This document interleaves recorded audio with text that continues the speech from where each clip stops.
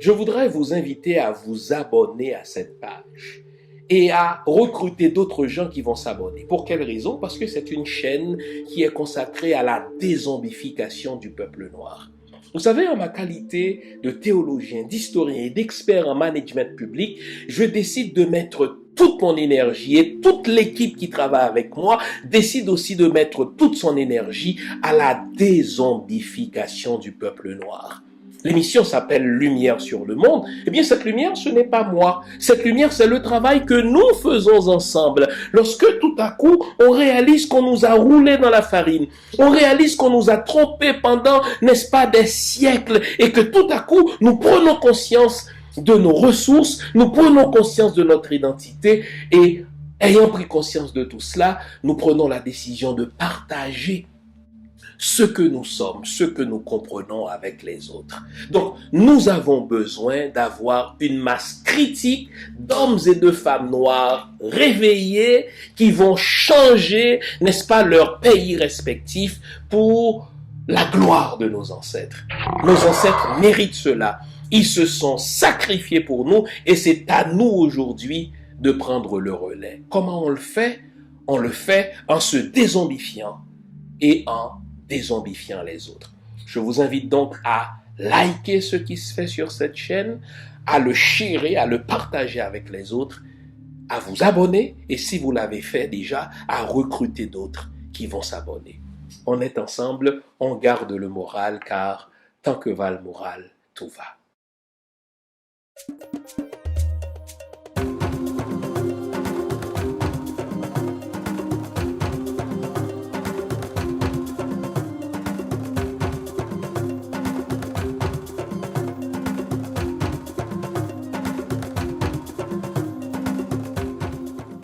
Bonjour mesdames, bonjour messieurs, bonjour le monde, bienvenue à cette autre édition de l'émission Lumière sur le monde. Comment allez-vous? J'espère que vous avez passé une bonne semaine. J'espère aussi que vous allez nous consacrer la prochaine heure à l'analyse de l'actualité haïtienne. Tenez, cette semaine a ramené le 219e anniversaire de l'assassinat du fondateur de la nation haïtienne, le très bien-aimé empereur Jean-Jacques Dessalines. Évidemment, l'émission d'aujourd'hui ne sera pas consacrée à la biographie de l'empereur. Nous allons tenter, au contraire, de tirer un certain nombre de leçons de sa vie et nous demander en quoi la vie de l'empereur peut nous inspirer dans cette situation, ma foi, chaotique que nous traversons.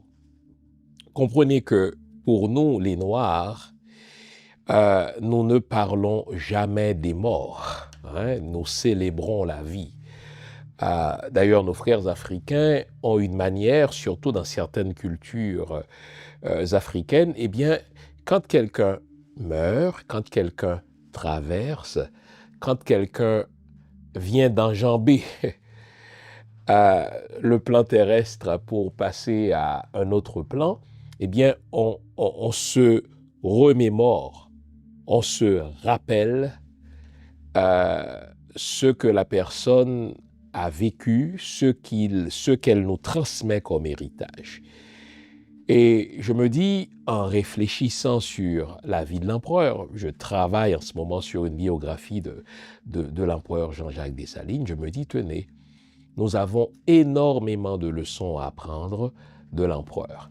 Et plutôt que de parler de sa mort, plutôt que de parler des circonstances dans lesquelles il a été assassiné, je préfère ranimer le flambeau du patriotisme de l'empereur, ranimer le flambeau de son amour pour son peuple, ranimer le flambeau de son engagement pour un État nègre en Amérique, un État où il ferait bon vivre pour tout le monde. Au fait, comme j'aime à le dire, l'émission de ce matin ne consistera pas à reprendre des faits historiques qu'on connaît tous, des faits historiques qui, somme toute, sont disponibles un peu partout dans des livres ou bien sûr sur Internet. Il s'agit pour nous de nous réapproprier le passage de l'empereur sur Terre et de voir comment sa vie peut nous inspirer aujourd'hui. Car rien n'arrive au hasard, rien n'arrive pour rien. Il n'est pas de peuple qui se construise, il n'est pas de peuple qui se renouvelle sans qu'il ne s'inspire de son histoire, sans qu'il ne s'inspire de son passé. Arrêtez de croire que l'histoire n'appartient qu'au passé, que c'est inutile de rappeler ce qui s'est passé. Faux. Aux États-Unis, on va encore parler de George Washington, on va encore parler de Thomas Jefferson, on va encore parler de Ronald Reagan. Eh bien, en Chine, on va parler de Mao, pour ne citer que ces exemples-là. Pourquoi nous les Haïtiens, qui avons fait ce que personne n'a fait, nous les Haïtiens qui représentons, comme je l'ai dit la semaine dernière, le centre même du monde, nous avons un destin manifeste. Pourquoi devrions-nous avoir honte de revisiter notre histoire pour nous en inspirer? Pourquoi devrions-nous avoir honte de nous inspirer justement de la vie du fondateur, du très bien-aimé empereur Jean-Jacques Dessalines, pour voir comment cette vie peut nous inspirer à nous sortir du bourbier dans lequel nous nous sommes mis? Eh bien, c'est le propos de l'émission.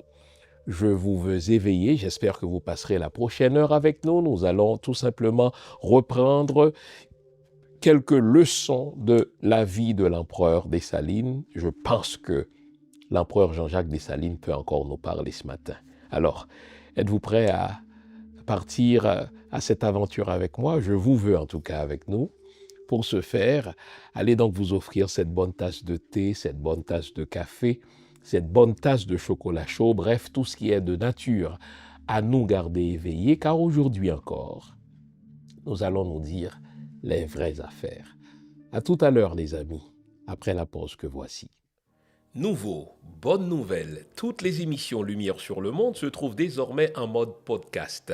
Cela veut dire que vous pouvez continuer à vaquer à vos occupations tandis que vous nous écoutez, où que vous soyez, dans votre voiture, à l'épicerie, au travail, en faisant vos courses ou à la maison. Toutes les émissions Lumière sur le Monde en français et en créole sont en mode podcast.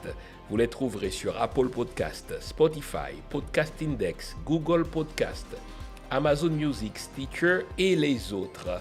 Nous sommes partout en mode podcast. Il n'en tient qu'à vous. Nouveau, bonne nouvelle, Lumière sur le Monde est en podcast.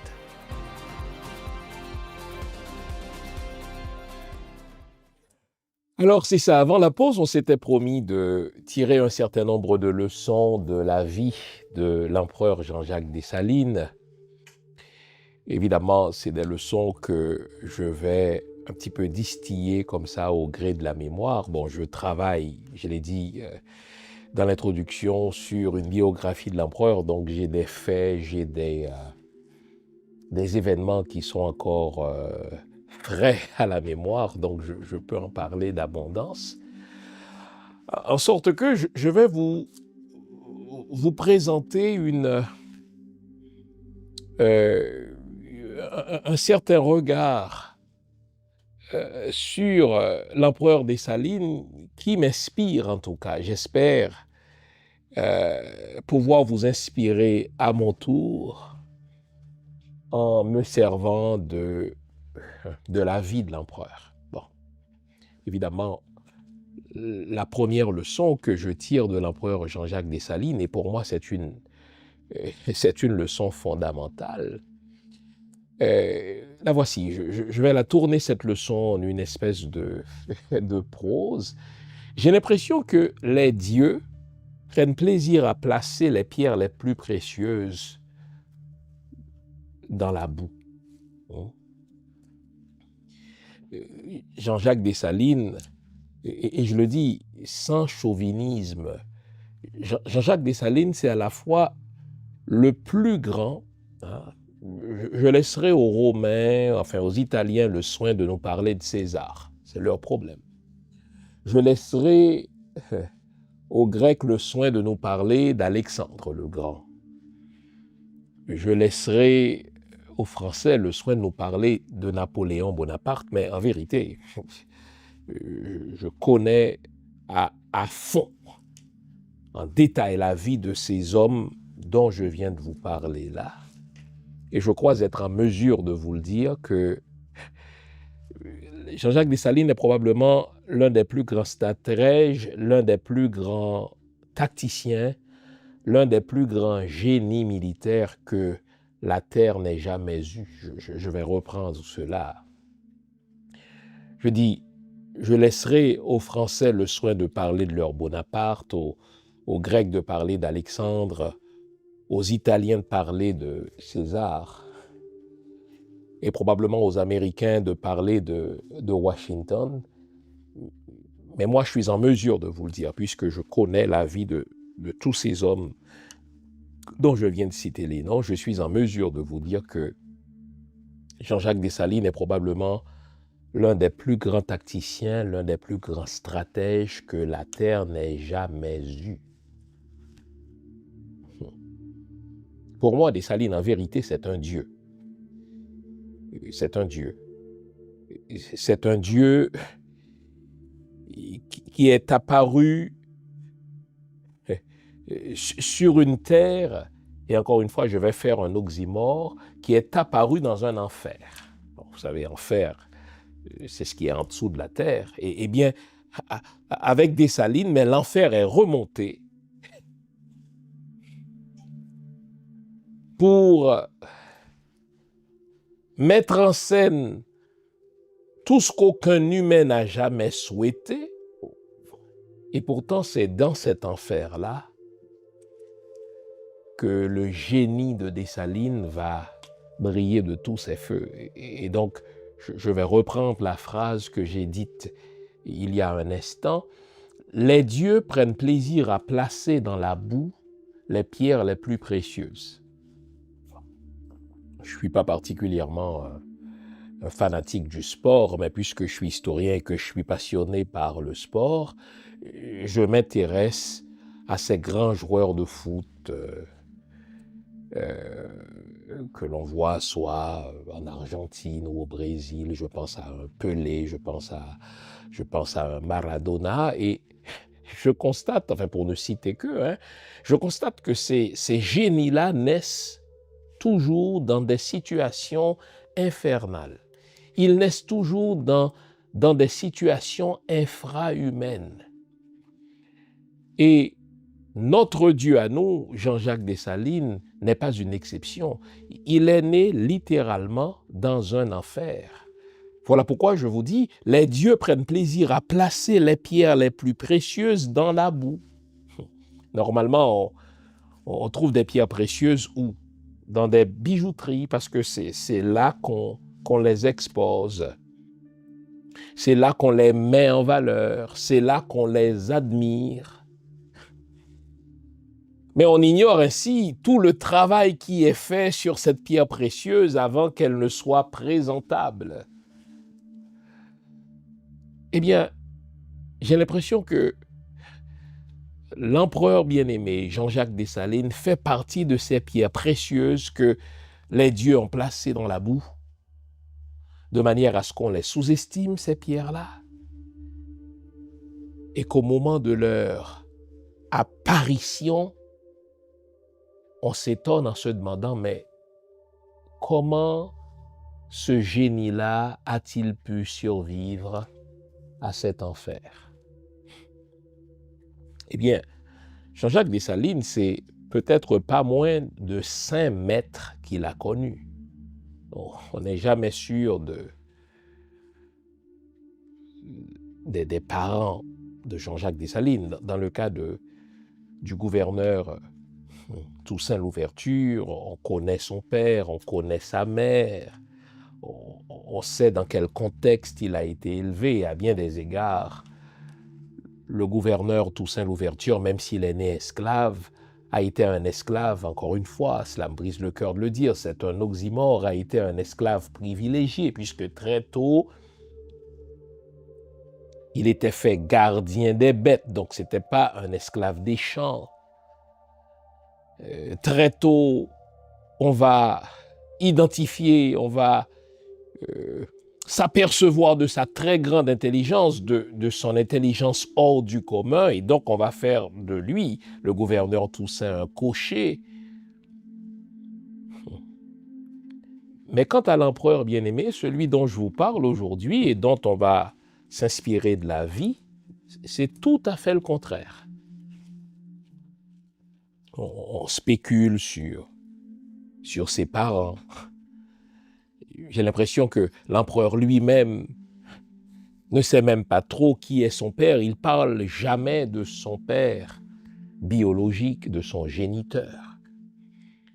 Il ne parle jamais de sa mère. Alors donc on déduit que sa mère serait morte peut-être lors de sa venue au monde.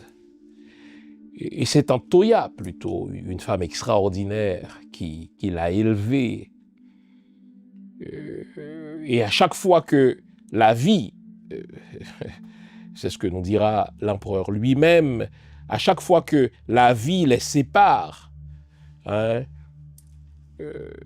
petit Jean-Jacques de Tante Toya, eh bien, la vie trouve toujours une façon de les remettre ensemble. Bon, vous me direz qu'il y a des orphelins qui réussissent bien leur vie. Il y a des orphelins qui excellent. Oui, je n'en disconviens pas. Mais dans le cas de Jean-Jacques Dessalines, il ne s'agit pas seulement d'un enfant qui ignore tout de sa mère biologique, qui ignore tout de son géniteur, mais il s'agit d'un enfant qui naît dans l'enfer de Saint-Domingue. Il souffrait que je vous rappelle qu'au moment où Jean-Jacques Dessalines prend naissance, eh bien, à Cormier, dit-on, tout près de la Grande Rivière du Nord, en tout cas dans le Nord, eh bien, au moment où Jean-Jacques Dessalines prend naissance, eh bien, la colonie de Saint-Domingue compte environ 500 000 esclaves. Et là, c'est pas pour rien que on appelait Saint-Domingue la perle des Antilles. C'était jamais la perle pour les esclaves, c'était la perle pour la métropole. Parce que c'est la colonie qui roulait à fond.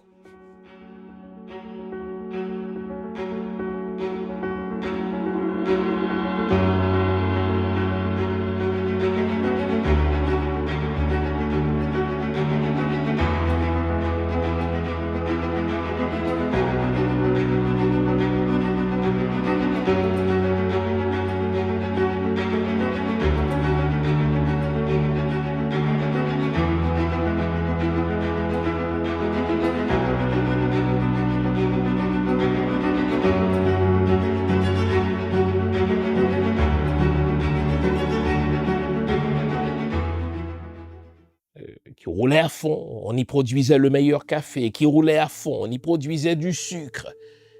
Et savez-vous qui produisait cela? Eh bien, les esclaves. En sorte que l'espérance de vie utile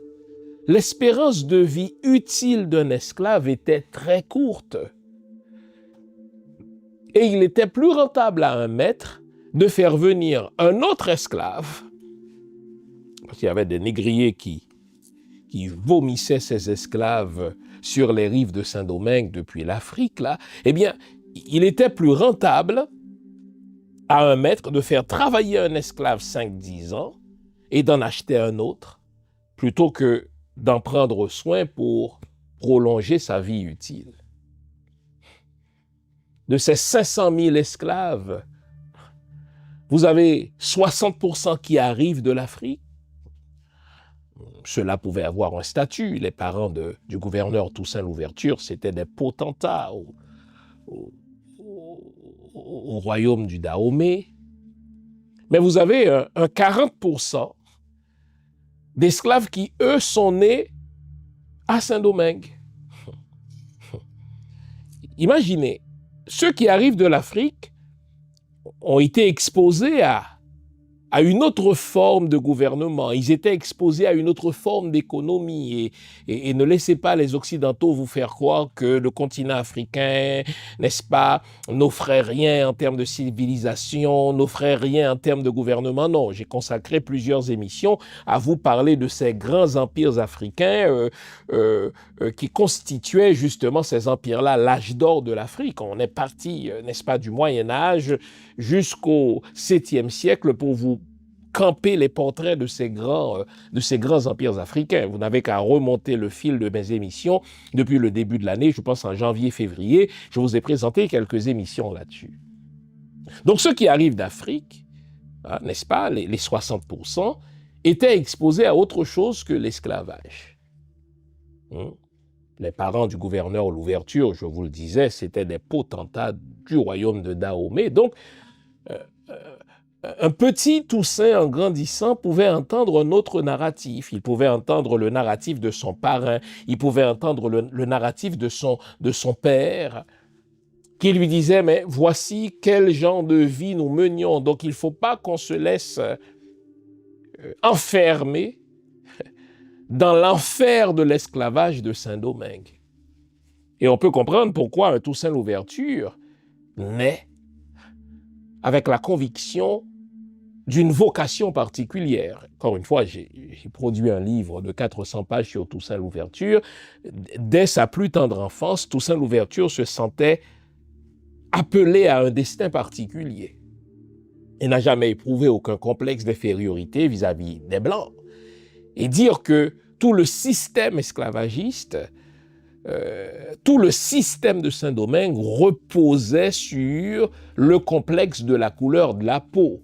Si on avait le teint clair, on était supérieur. Si on avait le teint moindrement foncé, on était supérieur à celui dont la peau était complètement foncée. Mais le gouverneur Toussaint n'avait jamais eu ce complexe. Et pour cause, parce que il a l'enseignement de son parrain, qui a connu autre chose au Dahomey. Il a l'enseignement de son père, qui était un potentat au royaume. Et donc, Toussaint Louverture a grandi avec une mentalité qu'il est un petit-fils de roi, qu'il est un aigle. D'ailleurs, c'est son animal préféré. Il s'est toujours perçu comme un aigle et il aimait à dire que les aigles ne volent pas avec les poules. Bon. Mais ce n'est pas le cas pour le petit Jean-Jacques. Jean-Jacques Dessalines fait partie de ces 40% d'esclaves sur les 500 000 qui n'ont jamais connu autre chose que l'esclavage. Et le petit Jean-Jacques est assigné aux pires travaux de Saint-Domingue. Il est esclave des champs. Bien sûr que plus tard, il va être acheté par un maître du clos qui va lui enseigner les rudiments de la charpenterie. Donc, il sera considéré vaguement comme un esclave à talent. Mais le petit Jean-Jacques est né parmi ces 40% de ces 500 000 esclaves noirs. Eh bien, le petit Jean-Jacques n'a jamais vu autre chose que l'esclavage. Dès sa venue au monde, l'Église, parce que l'Église était mise au service de l'esclavage, la politique, l'économie, tout, donc son environnement lui faisait croire que si tu as la peau foncée, si tu es né noir, tu es condamné à rester au bas de l'échelle.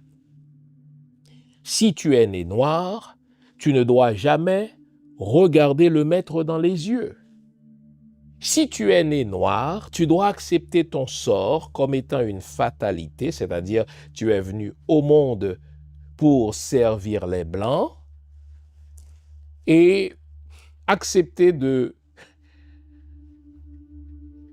servir les Blancs jusqu'à ce que mort s'en suive. Donc, l'environnement du petit Jean-Jacques était construit de manière telle qu'il soit écrasé par un complexe d'infériorité. Et comme si en soi, le contexte de l'esclavage de Saint-Domingue, comme si en soi cela ne suffisait pas, le petit Jean-Jacques a toujours travaillé dans des pires conditions d'esclave, comme esclave des champs. Il était rétif, il n'était pas un esclave particulièrement coopératif, si bien que on le battait, on le punissait. Et l'empereur Jean-Jacques aimait à rappeler les coups de fouet qu'il a subis, il aimait à montrer les cicatrices, les stigmates de l'esclavage sur sa peau, justement.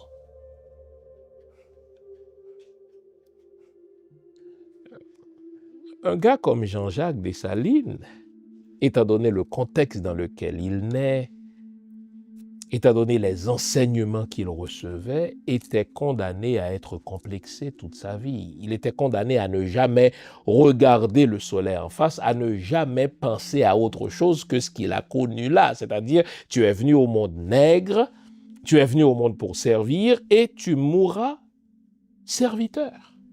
Et pourtant, il y avait en ce jeune homme quelque chose qui le portait à se rebeller contre le système, et cela dès son plus jeune âge, en sorte que à chaque fois qu'il était acheté par un maître, après quelques années, le maître était obligé de le vendre à un autre maître parce qu'il ne collaborait pas. Il n'acceptait pas son sort comme étant de la fatalité, et il n'acceptait pas de s'enfermer dans ce que ses yeux, le pléonasme ici sera voulu, ce que ses yeux voyaient. Que voyaient ses yeux? Mais les 500 000 nègres étaient esclaves. Un petit peu plus haut, vous aviez les métis, ce qu'on appelait alors les mulattes, qui, eux, avaient 25% des terres à Saint-Domingue. Donc, beaucoup d'entre eux étaient riches, beaucoup d'entre eux étaient fortunés, étaient scolarisés. Et au haut de l'échelle, il y avait les Blancs. Mais lui, il refusait de s'enfermer dans ce monde à 3 niveaux où tout était défini par la couleur de la peau. C'est comme s'il y avait quelque chose dans le petit Jean-Jacques qui lui disait, écoutez, mon intelligence n'a rien à voir avec ma couleur et mon destin ne doit pas être déterminé par ce que je vois, ce que j'entends. Et en ceci, le petit Jean-Jacques fait mentir les sociologues, il fait mentir les spécialistes en éducation.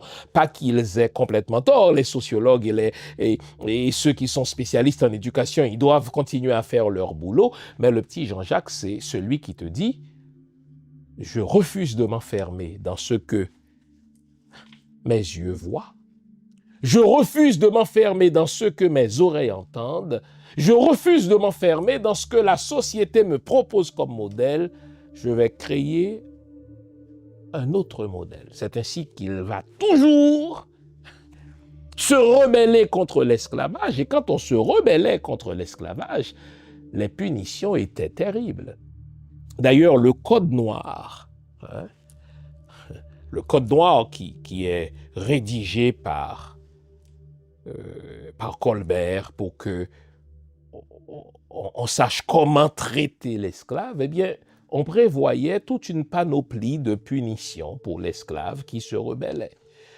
Cela pouvait aller à l'amputation d'un bras, l'amputation d'une jambe, cela pouvait aller, n'est-ce pas, à n'importe quoi, y compris, n'est-ce pas, vous enterrer vivant. Et pourtant, qu'à cela ne tienne, Jean-Jacques était au courant de tout cela, mais il refusait de s'enfermer dans ce monde-là. Parce qu'il savait qu'il avait un destin manifeste. Et c'est peut-être la première leçon que je tire de Jean-Jacques Dessalines. Il faut refuser de s'enfermer dans ce que notre environnement nous propose. Il faut refuser de s'enfermer dans ce que nos yeux voient. Encore une fois, le pléonasme est voulu. Il faut refuser de s'enfermer dans ce que nos oreilles entendent. Nous devons créer notre propre réalité, en sorte que, pour Jean-Jacques Dessalines, tout ce qui est impossible devient possible. Tout ce qui est inconcevable devient concevable. Il a connu pas moins de 5 maîtres. Il est dans les pires conditions. Et pourtant, c'est cet homme qui va se dresser à chaque fois contre le système, contre l'esclavage, pour créer quelque chose que le monde n'a jamais vu et que le monde ne reverra jamais, créer un État libre en Amérique, dans un continent où l'économie repose sur l'esclavage, dans un continent où Haïti, justement, est entouré de superpuissances militaires, de superpuissances guerrières qui ont ceci en commun, l'économie esclavagiste. Qu'à cela ne tienne, disait Jean-Jacques Dessalines, 100 fois je me rendrai aux Blancs, 100 fois je les battrai. Alors, première leçon que nous devons tirer de Jean-Jacques Dessalines, l'impossible n'est pas haïtien. Ce qui est impossible ailleurs est possible chez nous, dans un sens comme dans un autre. Ce qui est inconcevable ailleurs est concevable chez nous. Et ce qu'on n'a jamais vu dans l'histoire est vu en Haïti. On prend une pause, on revient avec notre très bien-aimé empereur. À tout à l'heure, les amis. Vous nous l'avez demandé, nous avons le plaisir de vous apprendre que désormais, nos émissions, toutes nos émissions, sont disponibles avec des sous-titrages en 3 langues, en français, en anglais et en créole.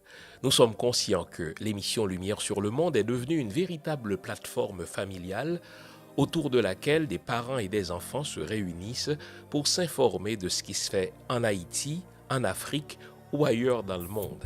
Pour vous faciliter la vie, nos émissions sont désormais disponibles avec des sous-titrages en 3 langues, français, créole et anglais. Nous progressons avec vous, nous marchons avec vous, de manière à relever nos communautés et nos peuples. Nouveau, toutes nos émissions sont disponibles avec des sous-titrages en français, en anglais et en créole. Avant la pause, on a vu un Dessalines qui refuse de s'enfermer dans ce qu'il voit, dans ce qu'il entend, qui refuse de s'enfermer dans ce que son environnement immédiat lui propose comme modèle. Il crée son propre modèle. Mais il y a autre chose qu'on doit retenir de l'empereur Dessalines. Pour passer de l'esclave à l'empereur, il y a un apprentissage à faire. Et on dit dans les sciences de l'éducation, il n'y a pas de voie royale dans l'apprentissage. Même si tu es né génie, c'est Einstein qui disait souvent ce qu'on appelle le génie, ce qu'on appelle l'inspiration, c'est 95% de transpiration et 5% d'inspiration. Donc, même si tu es un génie et probablement parce que tu es un génie, mais tu dois te mettre à l'école des autres. Je vous ai dit que c'est pas moins de 5 maîtres que le petit Jean-Jacques va connaître, pas moins de 5 maîtres qu'il a connus, et l'un d'entre eux va être celui qui était le gendre de Toussaint Louverture. Vous savez, encore une fois, il n'y a pas de hasard dans l'histoire. Toussaint Louverture, je vous le disais, était privilégié. Il faisait partie de cette poignée de Noirs qui avaient acheté leur liberté et qui pouvaient mener des affaires prospères. Eh bien, ce Toussaint Louverture avait une fille qui avait épousé un mulâtre qui lui avait des moyens, et Toussaint Louverture avait loué la plantation de son gendre, et imaginez que sur cette plantation travaillait un certain Jean-Jacques Dessalines. Et il n'est pas impossible que le nom Dessalines vienne de là. Et donc c'est là que le petit Jean-Jacques va croiser le Toussaint Louverture que l'histoire retiendra Et dès lors, il va se mettre à son école pour devenir le grand tacticien, le grand stratège que l'histoire fera connaître. Et pour moi, c'est important. Hein? Souvent, on se précipite vers ce que l'on croit être notre destin, on se précipite vers ce que l'on croit être notre vocation, mais on ne prend pas le temps de se former, on ne prend pas le temps de faire le nécessaire apprentissage. Ce n'était pas le cas d'un Jean-Jacques Dessalines. Et pour moi, une autre leçon importante à tirer de Jean-Jacques Dessalines, c'est la nécessité de l'apprentissage. Tu es né avec un certain talent, peut-être un talent certain en musique, mais tu dois t'imposer le devoir d'apprendre un certain nombre de leçons. Tu es né avec une disposition naturelle pour le sport, tu es peut-être né avec une disposition naturelle pour le leadership. Tout le monde voit en toi un leader, un meneur, mais cela ne devrait pas t'empêcher, au contraire, cela devrait te commander de te mettre à l'apprentissage des autres. Et la vie va placer Jean-Jacques à l'école de Tantoya, mais aussi de l'école de Toussaint Louverture. En sorte que lorsque la révolte des esclaves a éclaté en août 91, révolte dans laquelle Toussaint Louverture est très impliqué comme leader, aux côtés de Boukman, aux côtés de Jean-François, aux côtés de Biassou, eh bien, Jean-Jacques était déjà sous l'influence de Toussaint Louverture et ce Toussaint qui, comme on le sait, va apprendre l'art militaire occidental du côté des Espagnols, qui va revenir du côté des Français, eh bien, ce qu'on constate, c'est que Jean-Jacques le suivait dans toutes ses pérégrinations, comme soldat, comme homme de main de Toussaint Louverture, mais c'est précisément grâce à cet apprentissage qu'au départ, ma foi, que dis-je, qu'à la déportation de Toussaint Louverture, Jean-Jacques Dessalines va s'imposer comme le leader incontournable à Saint-Domingue, sans qui on ne pouvait rien faire et avec qui on pouvait tout faire. Même un Napoléon, depuis sa France, entendait parler de Jean-Jacques Dessalines, si bien que, il a confié une mission secrète à Leclerc, entre autres, d'accorder une attention particulière à cet homme pour l'utiliser à sa cause et l'assassiner plus tard. La nécessité de l'apprentissage. Je ne peux m'empêcher de faire ce lien avec ce qu'on voit. Je regarde les gens du CPT, c'est des gens de qui on est en droit d'attendre beaucoup. Il n'y a personne, en tout cas beaucoup d'entre eux, en tout cas la majorité d'entre eux, ont déjà fait l'expérience de l'État. Ce ne sont pas des gens qui ont sauté dans l'arène politique sans y avoir passé un certain nombre d'années, que ce soit comme ministre, que ce soit comme sénateur, que ce soit comme gouverneur, que ce soit, ma foi. Et pourtant, on a l'impression que ces hommes-là n'ont absolument rien appris de la gestion de l'État. Ils n'ont absolument rien appris de la machine étatique. On dirait que ce sont des gens qui ont attendu seulement une occasion pour sauter dans l'arène de manière à se faire du fric, à se faire un nom. À l'évidence, ils ne gèrent rien. Mais ce n'était pas le cas pour Jean-Jacques Dessalines. L'apprentissage pouvait être dur, l'apprentissage pouvait être humiliant, et Toussaint Louverture était un leader qui punissait ceux qui lui désobéissaient, et à 2 reprises en tout cas, Jean-Jacques Dessalines a fait de la prison sous le gouverneur, enfin sous le général Toussaint Louverture, parce que la mission que Toussaint Louverture lui confiait n'était pas exécutée comme lui, Toussaint, l'entendait. Alors il fut puni une fois, par exemple, il était condamné à 15 jours d'enfermement.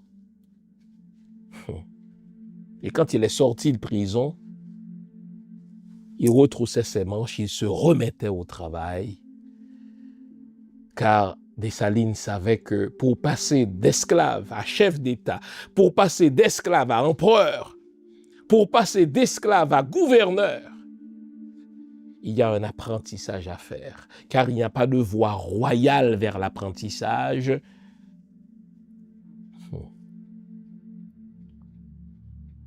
On apprend avec des larmes, on apprend dans la souffrance, mais les fruits de l'apprentissage sont toujours doux, ils sont multiples.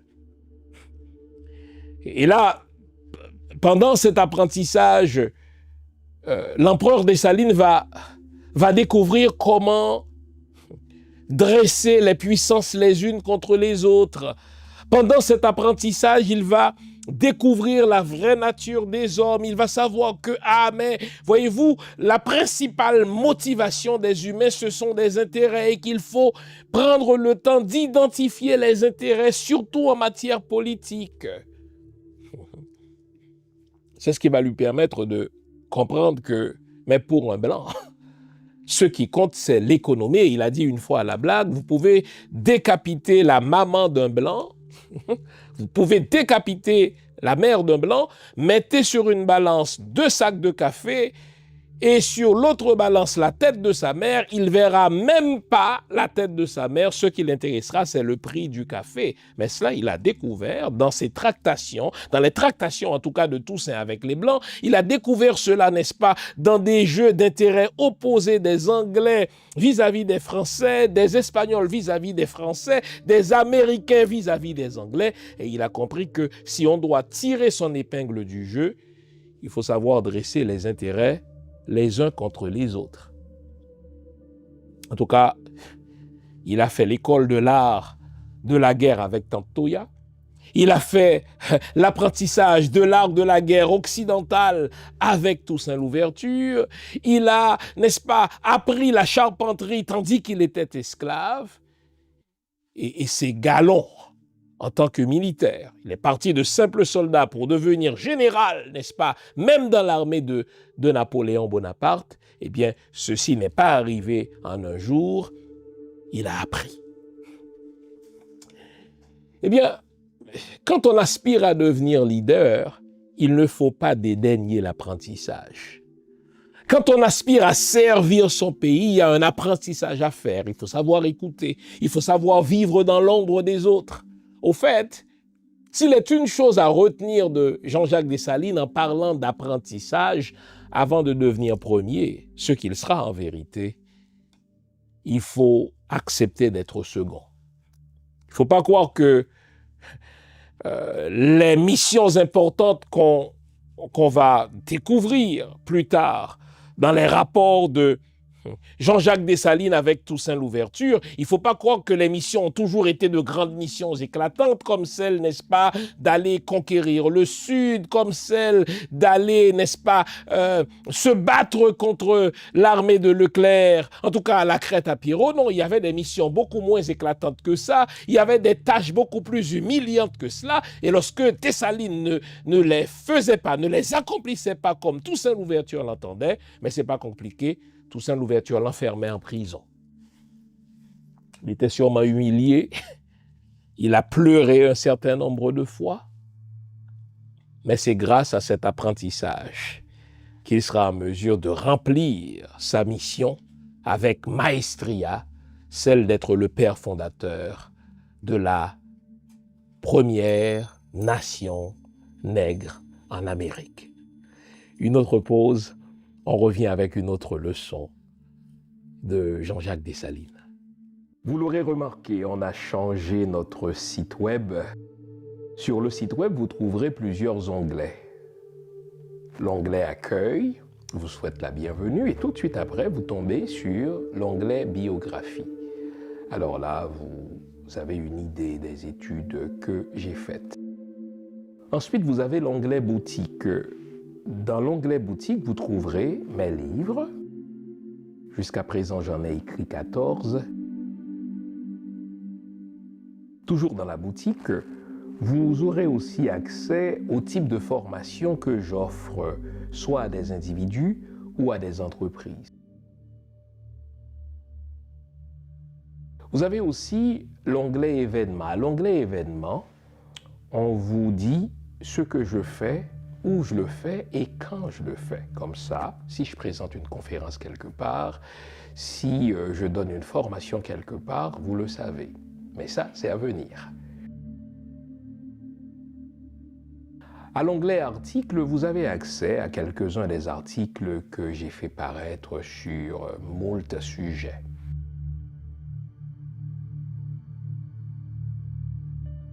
Vous trouverez aussi mes audios. Au fait, les audios, ce sont les anciennes émissions que j'ai présentées à la radio CPAM et que vous avez appréciées.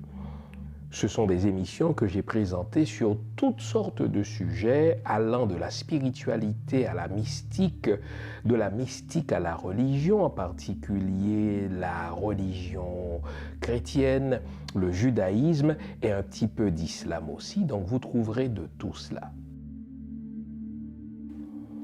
Et enfin, à l'onglet émissions, vous avez accès aux diverses chroniques ou aux divers liens par lesquels je présente des chroniques, que ce soit à la radio, à la télé ou sur les médias sociaux. Enfin, vous avez l'onglet Contact qui vous permet de me contacter soit par email ou par les médias sociaux. Le nouveau site de Jean Fils-Aimé, c'est le vôtre. Servez-vous-en.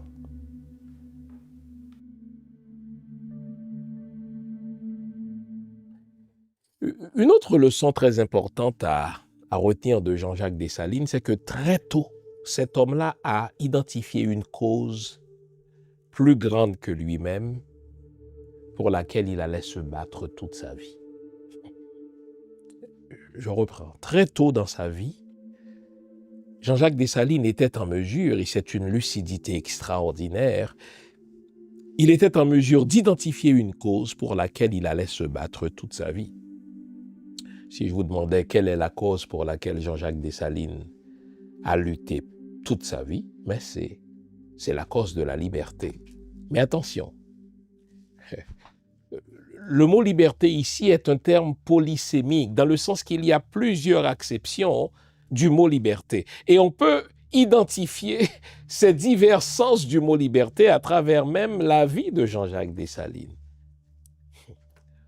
Retenons-en deux. De sa naissance jusqu'au 1er janvier 1804, eh bien, liberté pour Dessalines veut dire non à l'esclavage. D'ailleurs, c'est à cela qu'il s'est voué toute sa vie. Mais après le 1er janvier 1804, tandis que depuis 1993, officiellement, il n'y a plus d'esclavage à Saint-Domingue, mais on a découvert que pour Jean-Jacques Dessalines, être libre ne signifie pas seulement ne pas travailler pour les autres, ce que l'esclave faisait, mais être libre veut dire aussi pouvoir jouir des fruits de ses mains, pouvoir bénéficier de tous les avantages qu'offre le pays. Et c'est entre autres pour cela, comme on le sait, qu'il va mourir. Être libre, c'est aussi avoir une terre. Être libre, c'est avoir un métier que l'on exerce. Être libre, c'est avoir une famille que l'on peut nourrir. Être libre, quoi? C'est être bien dans sa patrie. Et donc, je disais, une leçon importante à retenir de Jean-Jacques Dessalines, c'est que très tôt, il a identifié une cause pour laquelle il allait se battre. Vous savez, la vie a vraiment un sens quand on identifie une cause pour laquelle on allait se battre. La vie a un sens quand on sait pourquoi on est venu sur Terre. Eh bien, la vie de Dessalines avait un sens, même si à bien des égards, c'était une vie infernale, parce qu'il savait qu'il était entré dans le monde pour conquérir la liberté de son peuple. Aussi a-t-il dit, moi j'ai vengé l'Amérique. Cette Amérique qui est la terre qui a abreuvé le sang de ses frères et sœurs. Cette Amérique qui est la terre qui a abreuvé la sueur de ses frères et sœurs. Cette Amérique qui a enrichi les Blancs et appauvri les Noirs. Il a dit, moi, Je vais venger cette Amérique. Cette Amérique qui a vu le génocide de quoi? 3-4 millions de Taïnos. Eh bien, Jean-Jacques Dessalines a dit, moi, j'ai vengé cette Amérique-là. Très tôt, il a identifié une cause, la liberté. Je suis né esclave, mais je ne me considère pas comme esclave. Je suis né dans un monde où les 500 000 Noirs sont esclaves, mais je ne vais pas m'enfermer dans cet environnement-là. Je vais me battre pour cette cause jusqu'à ma mort. Et parce qu'il s'était donné une cause, la vie n'était pas particulièrement facile pour lui. Parce qu'il se battait pour une cause, sa vie n'était pas un fleuve tranquille. Encore une fois, il faut faire le lien. Je regarde ceux qui sont au pouvoir aujourd'hui. Je regarde les ministres. D'ailleurs, ils oublient que le mot ministre veut dire serviteur. Je regarde les politiciens. Ceux qui se sont succédés au pouvoir, ceux qui ont dirigé ce pays-là. Mais si vous leur demandez, mais quelle est la cause qui vous motive? Pourquoi êtes-vous entré là-dedans? Qu'est-ce qui vous pousse à être candidat à la mairie, à être candidat à la députation, à être candidat au Sénat, à être candidat à la présidence? Souvent, c'est des raisons tellement mesquines, c'est des raisons tellement personnelles. C'est souvent, on le voit avec les gens du CPT, c'est souvent des gens qui n'avaient plus un sou et qui avaient besoin de regarnir leur caisse, etc. La cause de Jean-Jacques Dessalines était plus grande que nature, elle était plus grande que lui-même, la cause de la liberté des Noirs. Et cela pouvait paraître fou, mais il se prend pour qui, ce Dessalines? Il est entouré de 500 000 nègres dont l'écrasante majorité est esclave. À part quelques rares exceptions, les Toussaint Louverture, peut-être milliers, pas vrai, qui ont pu acheter leur liberté, etc. Et pourtant, lui, il s'est toujours battu, Jean-Jacques Dessalines, pour la cause de la liberté. Et si vous le suivez dans ses pérégrinations, c'est toujours la liberté des Noirs qui le motive. Sa vie n'est pas un fleuve tranquille, loin de là. Lorsqu'il a suivi Toussaint Louverture à Saint-Domingue, du côté espagnol, ce n'est pas tant parce qu'il aimait les Espagnols, mais parce qu'il croyait en la promesse des Espagnols, qui leur disait, mais je vous rendrai libre si vous combattez à nos côtés contre les Français. Lorsqu'il est passé du côté des Français avec Toussaint Louverture, c'est encore la même promesse, parce que la France venait de dire, écoutez, j'abolis l'esclavage partout sur mon territoire. Alors là, croyant en la liberté, il est passé du côté des Français. Lorsqu'il a accepté de se battre aux côtés de Leclerc, c'est parce qu'il croyait que Leclerc n'allait pas rétablir l'esclavage. Mais dès lors qu'il a vu clair dans le jeu de Leclerc et dans celui de Bonaparte, il a pris les armes contre ceux-là même pour qui il se battait. Pourquoi? Parce que cet homme est très cohérent. C'est l'homme d'une cause. Puisque c'est l'homme d'une cause, il pouvait en chemin perdre des gens. J'ai une amie qui me rappelait dernièrement qu'on peut perdre des gens sans chemin quand on est appelé à un grand destin. Mais il faut éviter de perdre son chemin à cause des gens. Et si vous regardez, Jean-Jacques Dessalines a perdu des hommes en chemin. Dans la poursuite de cette cause, il se battait pour la liberté, mais il y avait des gens de qui il était très proche et contre qui il a dû se battre. Il avait des gens de qui il était très proche, qu'il a dû punir. Mais il le faisait pour quelle raison? Parce qu'il était motivé par cette noble cause qu'on appelle la liberté. La liberté, attention, contrairement à ce que laisse entendre la Déclaration universelle des droits de l'homme toute française, cette liberté-là, c'était pas fait pour tout le monde. Cette liberté était d'abord pour les Blancs, les hommes, ceux qui pissent debout. Avec le temps, c'était pour les femmes. Mais jamais ne s'imaginait-on que cette liberté-là pouvait être accordée aux Noirs. D'abord, Napoléon le disait. Moi, je ne prends pas position pour les Blancs pour autre chose que parce que je suis blanc. Cela me suffit. Et il a même écrit que si j'ai fait l'expédition, la plus grande expédition française d'ailleurs vers Saint-Domingue, c'était pas tant parce que je détestais l'ouverture, ce n'était pas tant parce que je détestais son idée de gouverner Saint-Domingue, non. C'était pour bloquer l'ascension des Noirs parce que cela allait envoyer un très mauvais exemple dans le monde. Napoléon n'a pas caché son intention que pour lui, les Noirs n'étaient pas assez mûrs pour la liberté. Il l'a toujours dit. Et pourtant, les Français l'honorent comme un héros. Et pour moi, c'est un tyran, c'est un assassin, c'est un petit homme. Notre Jean-Jacques Dessalines combattait pour la liberté pour tous. Il accueillait les Polonais.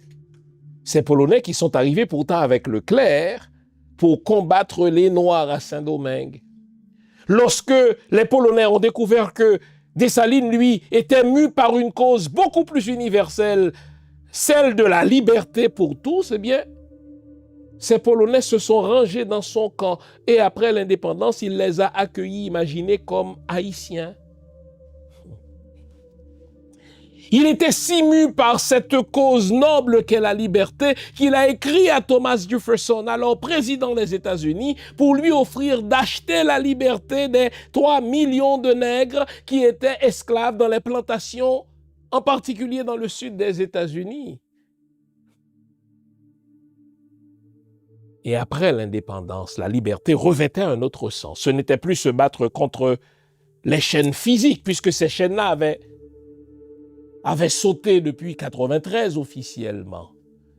Mais pour lui, la cause pour laquelle il allait se battre et pour laquelle il allait mourir, c'est que cette liberté-là devait s'inscrire dans la glaise du réel. Être libre, ce n'est pas seulement n'être plus esclave. D'ailleurs, c'est ce qu'il disait. Vous avez osé être libre, soyez libre par vous-même et pour vous-même. Être libre pour Jean-Jacques Dessalines, cela voulait dire avoir sa propre terre.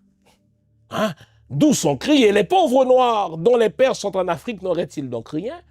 Être libre, ça veut dire avoir un métier. Il en avait un, lui, il était charpentier, même si c'était un militaire de carrière. Être libre, ça veut dire travailler la terre pour pouvoir nourrir sa famille, car nos trésors sont dans nos terres. Donc une leçon qui me fascine chez l'empereur Dessalines, c'est qu'il était en mesure d'identifier une cause pour laquelle il allait se battre toute la vie. Vous savez ma cause? Faire d'Haïti ce qu'elle doit être, un phare pour des nations. Et je suis prêt à me battre pour cela jusqu'à ce que la mort s'en suive. Et je suis tellement fier de me battre pour une cause plus grande que moi. Et ces leçons-là, mais je les ai apprises de Jean-Jacques Dessalines. Il faut savoir mettre de côté ses intérêts personnels, mettre de côté, n'est-ce pas, ses petites aspirations personnelles pour se battre pour une cause plus grande que soi. Dans le cas de Jean-Jacques Dessalines, c'était la liberté, la vraie. Combattre l'esclavage, c'était lutter pour la liberté. Se battre pour l'indépendance de cette terre, c'était se battre pour la liberté. Se battre pour que tous les Noirs aient une portion de terre, c'était se battre pour la liberté. Se battre pour que chaque Haïtien ait fait l'apprentissage d'un métier. Chaque Haïtien puisse travailler sa propre terre de manière à nourrir sa famille. Voilà les causes pour lesquelles l'empereur Jean-Jacques Dessalines se battait. Allons-y pour une autre leçon. Vous vous demandez où trouver mes livres? Simple, sur mon site, prioritairement, www.jeanfils-aimé.com. Vous avez accès à tout ce que j'ai écrit. Où que vous vous trouviez dans le monde, nous livrons partout où c'est possible. Vous pouvez aussi avoir accès à mes livres par Amazon.ca. C'est un excellent cadeau à se faire ou à faire aux autres. Servez-vous-en. Une autre leçon que je retiens de Jean-Jacques Dessalines, et cette leçon-là, elle est cardinale, elle est centrale pour nous aujourd'hui, c'est que rien n'est impossible quand on se donne les moyens de le réaliser. Je le reprends, rien n'est impossible quand on se donne les moyens de le réaliser. Vous connaissez cette phrase? Je vous la donne. Tout le monde disait que c'était impossible jusqu'à ce que quelqu'un vienne qui ne savait pas que c'était impossible. Alors il l'a fait et tout le monde a découvert que c'était possible. Il y a là une allitération, elle est voulue. Tout le monde disait que c'était impossible. Jusqu'à ce que quelqu'un vienne qui ne savait pas que c'était impossible, alors il l'a fait et tout le monde a vu que c'était possible. C'est ça la vie de Jean-Jacques Dessalines. Où avons-nous jamais vu des armées noires battre des armées européennes? Jamais. Où avons-nous vu une colonie d'esclaves se révolter victorieusement contre ses maîtres? Jamais. On a vu d'autres esclaves se révolter, mais cette révolte a été écrasée dans le sang.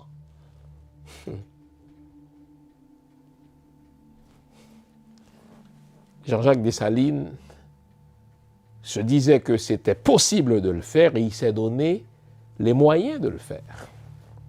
Donc la révolte de 1791 va se poursuivre jusqu'en novembre 1803, c'est donc l'apothéose.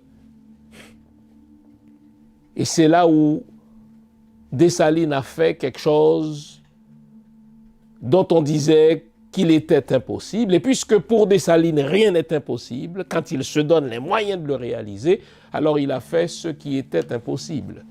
Alors, regardons ce qui était impossible. Les Européens ont l'expérience de la guerre. Ils se sont toujours battus les uns contre les autres pour des terres, pour des ressources. Toute l'histoire de l'Europe, c'est cela. Le très détestable, le très exécrable Nicolas Sarkozy, qui va prendre quelques années de vacances en prison, l'a reconnu à ses dépens. Il a dit, écoutez, le continent le plus violent, c'est le continent européen. Et c'est vrai. C'est des guerres tribales qu'ils appellent guerres mondiales, mais c'est des millions de personnes que les Européens ont tuées parce que c'est ça la civilisation européenne. C'est une civilisation qui est bâtie sur la violence, qui est bâtie sur le pillage, qui est bâtie sur la rapine, etc. Et donc, les Européens ont ceci de particulier qu'ils se sont toujours battus. Et donc, ils connaissent ça, la guerre. Parfois, c'est l'armée anglaise qui va s'imposer, d'autres fois, c'est l'armée française. Et au moment où l'on se parle, l'armée française est l'armée la plus redoutable. On parle de l'armée de Napoléon, l'homme qui met à genoux l'Europe, en sorte que les Européens ont dû se liguer pour l'emporter contre Bonaparte à Waterloo. Donc, si quelqu'un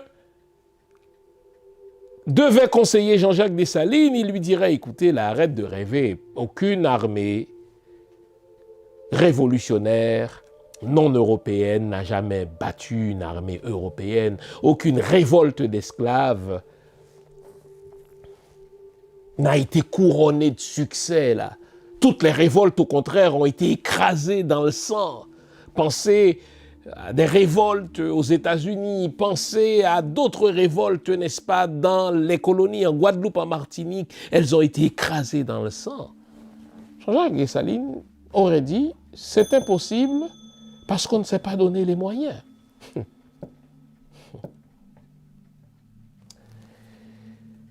Pour Jean-Jacques Dessalines, rien n'est impossible quand on se donne les moyens. Et j'aime à rappeler que les guerres en Europe durent de longues années.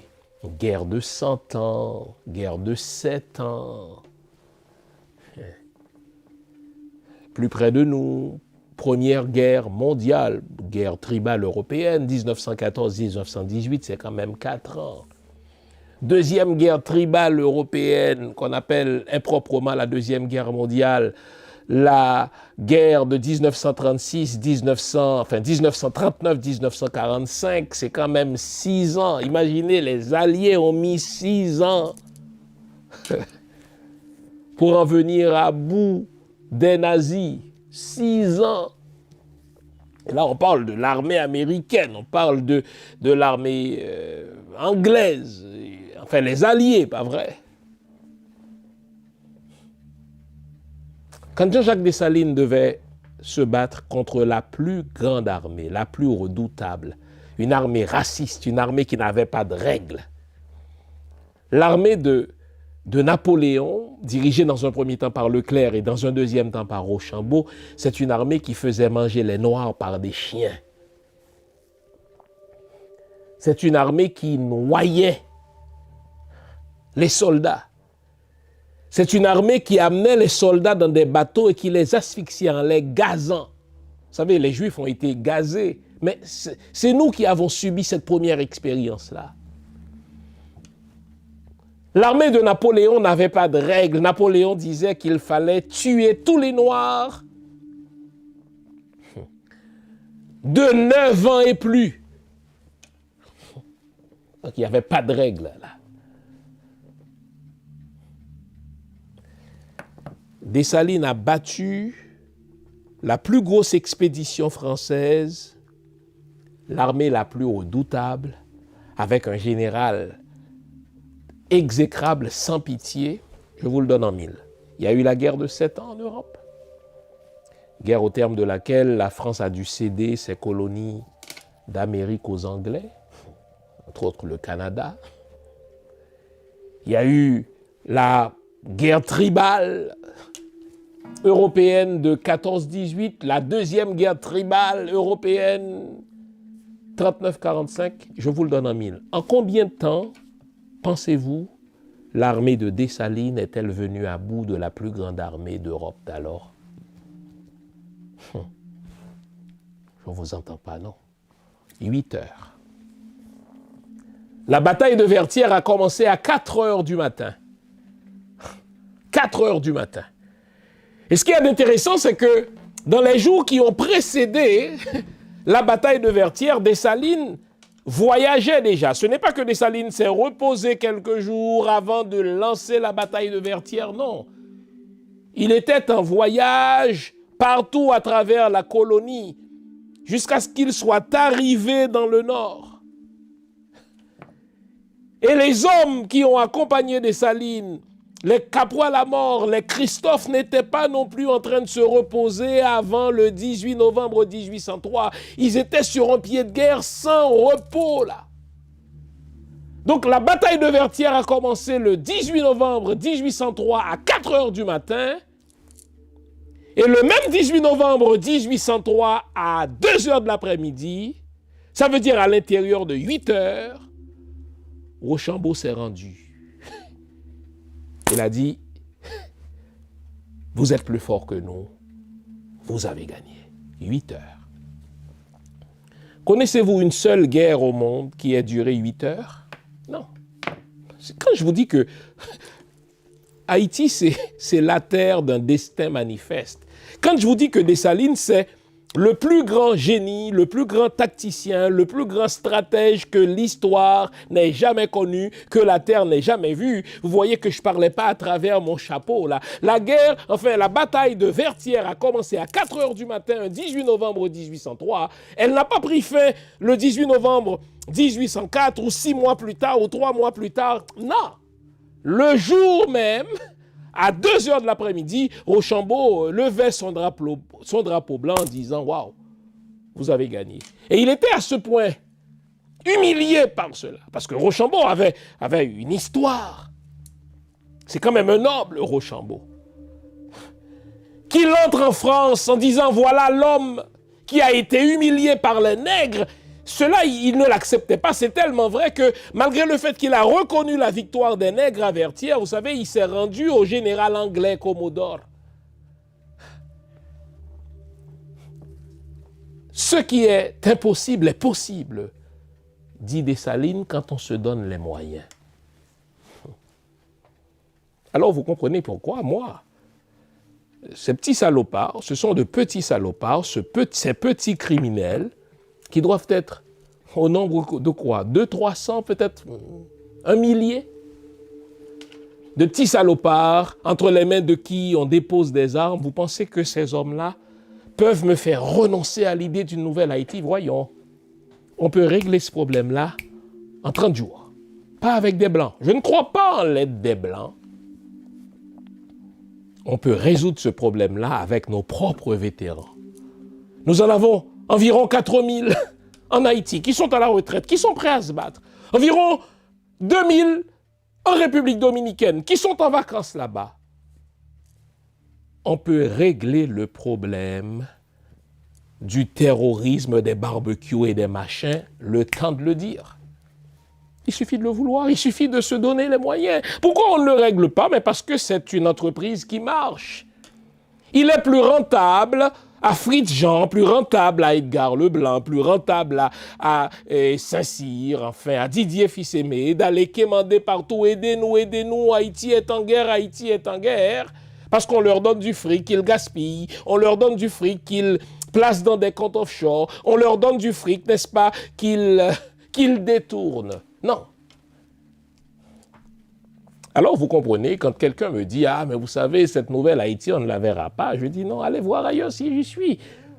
Quand on s'inspire de Dessalines, on se dit « Rien n'est impossible » quand on se donne les moyens. Qu'est-ce qui nous fait fuir? Qu'est-ce qui nous fait courir? Ce petit millier de petits salopards entre les mains desquels on place des armes. Alors, vous pensez que 1 millier de personnes peuvent faire fuir 14 millions de personnes qui renoncent à tout jamais à leur pays? Voyons, il faut qu'à un moment donné, on puisse sentir bouillir le sang de Dessalines dans nos veines et qu'on dise basta là. Je crois que c'est possible, les amis. On règle à court terme la situation de ces petits salopards, on les supprime, on les tue, tenez. L'empereur Jean-Jacques Dessalines disait « Pour chaque problème sérieux, il y a une solution sérieuse. » Et donc, pour chaque problème radical, il y a une solution radicale. Je ne peux pas négocier avec ces salopards. On leur donne 1 semaine. Vous déposez les armes en 1 semaine. Sinon, mais écoutez, vous irez dire bonjour aux morts.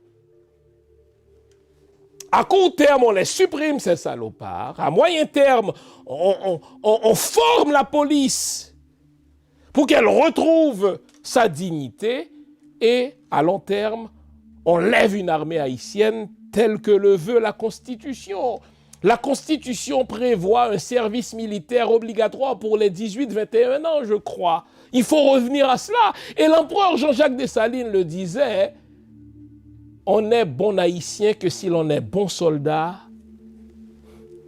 bon père de famille, et si l'on exerce un métier. Donc, voyez-vous, quand on s'inspire de Jean-Jacques Dessalines, on se dit rien n'est impossible quand on se donne les moyens. Haïti est possible, les amis. Pas avec ces crétins qui sont là, ces petits voleurs qui nous dirigent, ces guignols, ces mendiants, hein, n'est-ce pas, qui pensent à leur petite poche, qui n'ont pas de cause. Demandez-leur, même à ceux qui sont ministres, dites-leur, mais dites-moi quel est l'énoncé de votre ministère. Parlez à ceux qui sont diplomates, dites-leur, mais quel est votre énoncé de mission? Quels sont les intérêts en 3 points que vous allez défendre pendant votre mission diplomatique? Ils ne savent pas, ils sont là pour s'amuser, pour manger, putain de merde. Ils sont là pour s'amuser avec des femmes, pour manger. Ah, mais ils n'ont pas de cause. Avec Dessalines, tout est possible quand on se donne les moyens de le faire. Il est possible de régler ce problème de ce millier de salopards qui nous effraie si on se donne les moyens. Et les moyens sont là déjà. Vous vous demandiez, mais où Dessalines trouverait-il les armes? Mais il prenait les armes des Français. Où trouverait-il des armes? Mais il prenait les armes des Anglais. Les États-Unis, les Anglais jouaient un jeu coquin avec nous, ils ne voulaient pas nous vendre des armes ouvertement, mais Dessalines a trouvé le moyen de négocier avec eux, n'est-ce pas?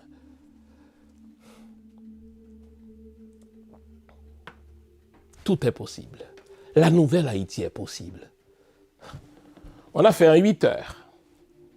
seul ce que tous les Européens ont mis plusieurs semaines, plusieurs heures à faire, battre l'armée de Napoléon. Et vous savez, cette cicatrice, cette blessure qu'on a foutue aux Français, elle est inoubliable. Elle est inoubliable. Ils nous en veulent à mort.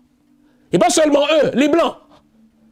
Comment osent-ils défier l'ordre du monde? Comment osent-ils défier le postulat de l'infériorité des Noirs par rapport aux Blancs?